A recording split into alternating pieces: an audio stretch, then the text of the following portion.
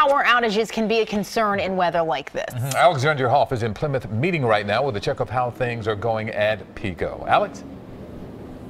Well, first of all, I want to say I had a moment just a couple of seconds ago where I thought that the snowfall had increased rapidly, but that was not the case. It was actually a small gust of wind came to this tree above my photographer, sending a small avalanche onto his head. Jake, let me help you out a little bit with this.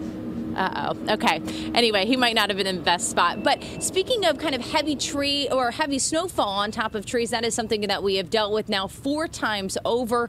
And that is something that has caused some issues when it comes to power lines. Those trees, of course, crashing down onto them, causing issues for some customers. But, you know, it's a hard job. You're like us. This is Doug Oliver here. He is with PECO, the spokesperson. He's like us in that he's working the long shifts today, right? Yeah, 2,600 PECO employees working around the clock to make sure that we can respond to whatever the storm brings. Right. Is there anything that you guys feel you've learned in the past couple of storms, ways to enhance service at all during these times? Well, fortunately and unfortunately, we're no strangers to this. As you know, we've had 2 nor'easters just since March 2nd, and so we've had a lot of practice with it.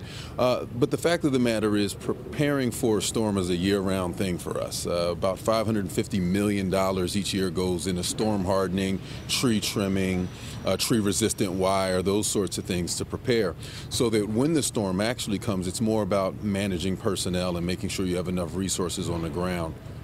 And right now, I think the number is still under 1,000 for people without power. And correct me if I'm wrong on that one, but is that something that people should continue to look out for as the evening progresses, as more snowfall comes down? Again, yes, you're correct. We're about 1,000 right now scattered across our service territory, which isn't unreasonable, but we're not asleep at the wheel. We're there, we're watching, and we're prepared that the storm may come. Forecasts have suggested that there'll be less snow and lighter snow, both of which are good things. But again, our job is to be prepared for whatever comes. Doug, thank you so much for being with us. And you said something very wise yesterday. He had mentioned that, you know, if you have an elderly loved one or a loved one in general that you maybe haven't heard from throughout the storm, it is a good idea to check up on them just to make sure that everything is going well for them, too. Reporting live in Plymouth meeting, I'm Alexandria Hoff. We will send it back to you. Excellent point, Alex. Thank you so much.